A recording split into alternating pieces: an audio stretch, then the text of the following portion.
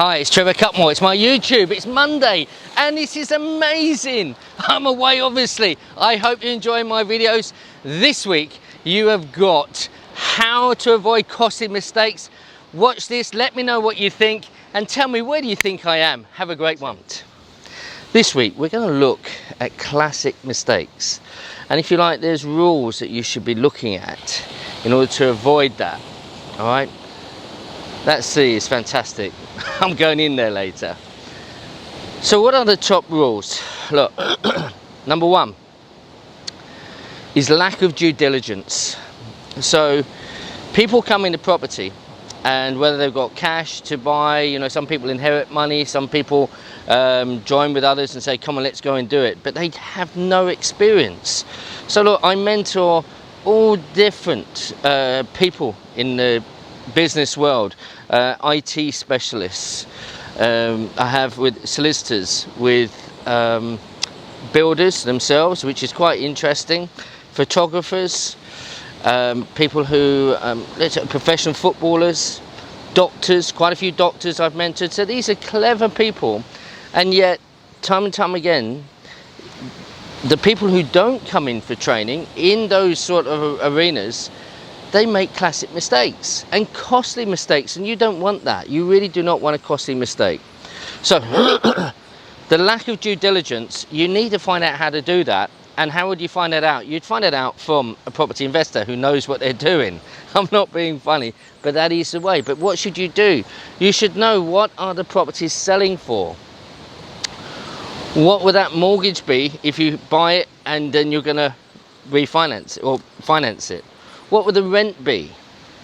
What works do you need to do? These are classic things which a lot of people, they just look around and they don't do that background due diligence in order to avoid making those costly mistakes. Just on what is that property worth. And there are calculations to do to find out if that's a real value or not. A lot of people go through sourcing agents. There's not many who are great, let's put it that way. I think that's a kind way of saying it. But you should not be taking anyone's word on a property when you're spending your money, okay? Unless it's somebody that is well educated in property, someone like myself in that position that you can go to, they're going to give you some advice, and then you can start to go forward with confidence. So rule number one, there's a lack of due diligence, and you really need to up that by learning from people who are already doing it. Rule number two, I'm amazed at this. When most people in their business or in their work, you know, I was a chef. I had to go to college to learn. I learned from some of the very best chefs in London, and I remember standing there saying to the guys, listen, please, can you allow me to have a go? Can you teach me how to do it? You know, what ingredients do I need? Boom, boom, boom. How does that work, chef? How does this work, chef? Chef, is that right? Oh, I've made a mistake. Can you show me how should it do? Can you show me again? Can you show me again? So just by watching a few videos and just by, you know, maybe reading a few books is not going to give you enough knowledge to really understand what's going on. This is, you know, damp. What do you know about damp? Is it rising damp? Is it coming from the ceiling? Is it coming from the walls? Is it in the middle of the floor, in the middle of the property? And if it's that, you've got a bigger trouble. What does it mean? What do cracks mean? So you're getting horizontal, vertical, diagonal cracks. What does that mean? Where's the problem? Do you know how to find that? Again, you need to go and learn this from people who understand what that means. Dry rot, infestations. What's that? How do you tell? What should you be doing with it? Roof, movement in the property. So the roof would tell you 1,000 things. It really will. If you step back before you walk into a property and you look at that roof, it's going to tell you things. If that property is on the move, you'll be able to tell by the way the tiles are sitting. Some of them, they start to move away from each other. Why? Because it's starting to subside. There's a lot of going on. The lintels on the windows, all these things you need to learn. And it amazes me about people who think, I'm just going to invest in property, and they haven't even got the knowledge to do it. So, you know, that is something that is a real thing for you to get to learn. And the third one, the third rule in how to avoid costly mistakes: numbers. You have to know your numbers. And I'm not just talking about, oh, I'm going to buy it, I got a deposit and I paid the stamp and everything else. There's an affordability check that you need to do. And also, most people are going to buy a property where they're going to have work done to it. Why? Because they want to buy it, they want to add value to it, and then they want to refinance, and so they can pull a chunk of their money back out so they can do again, rinse and repeat. Okay, so how does that work? Well, again, you have to be really, really careful.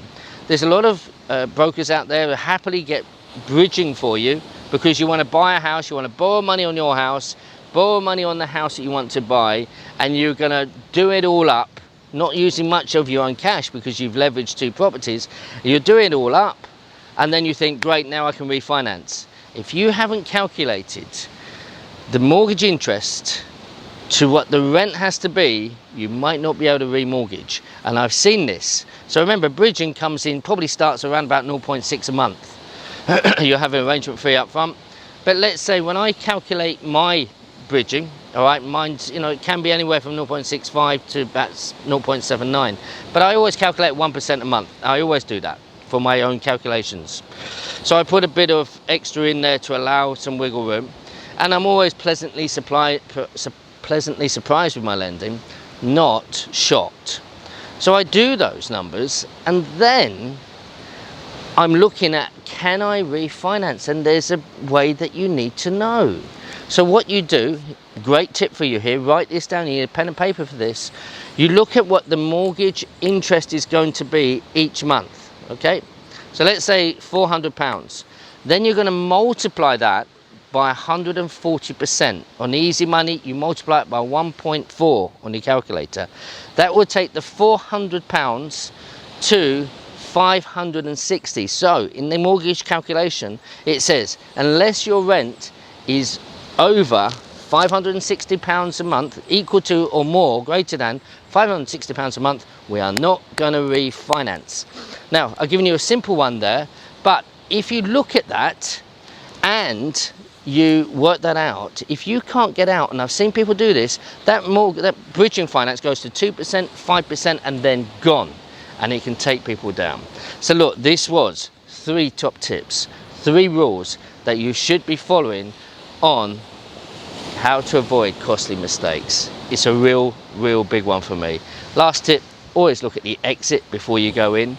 So look guys, I hope you enjoyed this video. It's a real short one from a country which you're going to have a go at checking out where I am. I would do a little competition, but too many people actually know where I am, so it would be a bit crazy.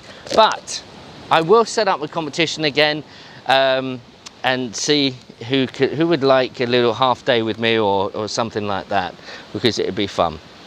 Listen, enjoy life. Remember, the journey is fraught with challenges, issues. Don't let them get you down. Always see the bigger picture. Okay, you know, when we flew over here, my daughter, she was really nervous about the flight, and yet we've flown all over the world. She's been looking at different things and accepting, you know, fear to come in. We always have a choice of what we're going to pick up, fear or faith. I choose faith, and I look always on the brighter side, what possibly we can be, not, oh my goodness, this could happen. Okay, so hopefully that will help you. And if you've made a mistake, don't worry. Planning is everything. Plan how you're going to get out of it, and there's a way forward. Okay, I hope you enjoyed it.